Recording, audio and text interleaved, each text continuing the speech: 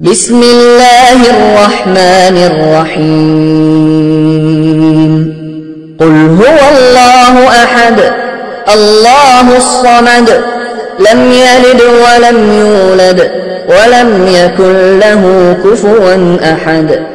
آپ نے ابھی تک ہمارا چینل سبسکرائب نہیں کیا تو اسے سبسکرائب کر لیجئے اور بیل کے آئیکن کو پریس کیجئے تاکہ ہر آنے والی نئی ویڈیو کا نوٹیفیکیشن آپ کو مل سکے۔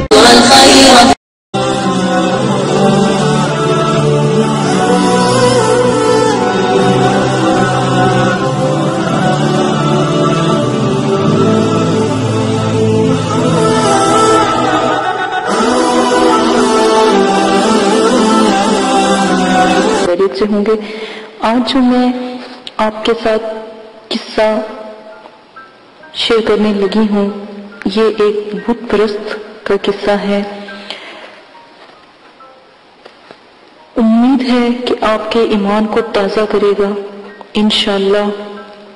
حضرت عبداللہ عبد الواحد بن زید رحمۃ اللہ علیہ جو بہت بڑے اور مشہور بزرگ ہیں فرماتے ہیں کہ ہم ایک مرتبہ کشتی میں سوار ہو رہے تھے اور کہیں جا رہے تھے۔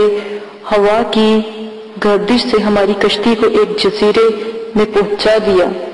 ہم نے وہاں ایک آدمی کو دیکھا، ایک بت پرست کو پوج رہا تھا۔ ہم نے اس سے پوچھا کہ تو کس کی پرستش کرتا ہے؟ اس نے اس بت کی طرف اشارہ کیا۔ ہم نے کہا تیرا معبود خود تیرا بنایا ہوا ہے، تیرے اپنے ہاتھ سے بنا ہوا ہے، اور ہمارا معبود ایسی چیزیں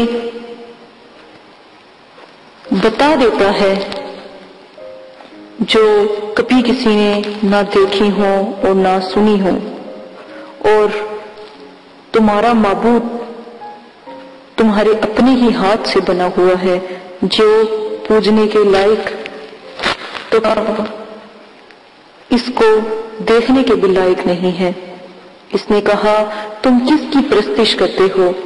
ہم نے کہا کہ اس پاک ذات کی جس کا عرش آسمان کے اوپر ہے، اس کی گرفت زمین پر ہے، اس کی عظمت اور بڑائی سب سے بلند اور بالا ہے اور سب سے بلند اور عالی شان ہے۔ کہنے لگا تمہیں اس ذات پاک کا علم کس طرح ہوا؟ ہم نے کہا اس نے ایک رسول قاصد کے ذریعے ہمارے پاس بھیجا جو بہت کریم اور شفیق اور شریف تھے۔ اس رسول کا نام حضرت محمد صلی اللہ علیہ وآلہ وسلم۔ ہماری یہ سب باتیں بتانے کے بعد اس نے کہا وہ رسول کہاں سے آئے؟ ہم نے کہا کہ اس نے جب پیغام پہنچا دیا اور اپنا حق پورا کیا تو وہ اپنے صلے اور انعام کی عطا فرمانے والے کے پاس چلے گئے اور انہی کے پاس سے آئے۔ اس نے کہا اس رسول صلی اللہ علیہ وسلم نے تمہارے پاس کوئی علامت چھوڑی ہے؟ ہم نے کہا اس مالک پاک کا کلام ہمارے لیے چھوڑا۔ اس نے کہا کہ مجھے بھی وہ کلام دکھاؤ۔ ہم نے اسے قرآن پاک لا کر اس کے سامنے رکھا۔ اس نے کہا میں تو پڑھا ہوا نہیں ہوں، تم مجھے اس کو پڑھ کر کچھ سناؤ۔ تو ہم نے ایک سورت سنائی، وہ سنتا رہا اور روتا رہا یہاں تک کہ وہ سورت پوری ہو گئی۔ اس نے کہا اس کلام پاک والوں کا حق یہی ہے کہ اس کی نافرمانی نہ کی جائے۔ اس کے بعد وہ مسلمان ہو گیا۔ ہم نے اس کو اسلام کے ارکان اور احکام بتائے، چند صورتیں قرآن پاک کی سکھائی۔ جب رات ہوئی عشاء کی نماز پڑھ کر ہم سو گئے تو اس نے پوچھا کہ تمہارا معبود بھی رات کو سوتا ہے؟ ہم نے کہا وہ پاک ذات حی قیوم ہے، وہ پاک ذات حی القیوم ہے، وہ نہ سوتا ہے نہ اس کو اونگ آتی ہے۔ آیت الکرسی اس کو پڑھ کر سنائی۔ وہ کہنے لگا تم کس قدر نالائق بندے ہو، تم کس قدر ظالم بندے ہو، آقا تو جاگتا ہے تم سو جاتے ہو۔ ہماری اس کی بات سے دل اتنا روشن ہوا اور اس بات سے ہمیں بڑی حیرانگی بھی ہوئی۔ جب ہم اس جزیرے سے واپس ہونے لگے تو وہ کہنے لگا مجھے بھی اپنے ساتھ لے چلو تاکہ میں دین کی باتیں سیکھوں۔ ہم نے کہا اپنے ساتھ لے لیا تو تم رہ نہ پاؤگے۔ کہنے لگا میں نے اللہ کا دین سیکھا ہے، مجھے اور بھی سیکھنا ہے۔ پھر ہم نے اس کو اپنے ساتھ لیا اور شہر ابدان میں پہنچے تو میں نے کچھ درم اس کو چندے کے طور پر دیے اور اس نے پوچھا کہ یہ کیا ہے؟ ہم نے کہا کچھ درم ہے، اس کو تم خرچ کرو یا اپنے خرچ میں لے آنا۔ کہنے لگا لا الہ الا اللہ، تم لوگوں نے مجھے ایسا رستہ دکھایا جس پر خود بھی نہیں چلتے۔ میں ایک جزیرے میں تھا، ایک بت کی پرستش کرتا تھا، خدا پاک تعالیٰ نے مجھے اس پرستش میں نہ گرنے دیا۔ اس سے اس حالت میں بھی کیا وہ مجھے ضائع کرے گا کہ جب میں مسلمان ہوں، اور کیا مجھے اب بھی وہ ہلاک کرے گا کہ جب میں نے اس کا ایمان سنا اور پڑھا؟ حالانکہ میں اس کو جانتا بھی نہ تھا۔ جب اس نے مجھے عزت عطا فرمایا، وہ اس وقت مجھے کیوں ضائع کرے گا جبکہ میں اس کو جانتا بھی ہوں اور پہچانتا بھی ہوں، اس کی عبادت بھی کرتا ہوں۔ 3 دن کے بعد ہمیں معلوم ہوا کہ اس کا آخری وقت ہے، موت کے قریب ہے۔ ہم اس کے پاس گئے، اس سے پوچھا کہ تیری کوئی حاجت ہو تو بتا دے۔ کہنے لگا میری تمام حاجتیں اس ذات پاک یعنی اللہ پاک نے پوری کر دی جس نے تم لوگوں کو اس جزیرے میں میری ہدایت کے لیے بھیجا۔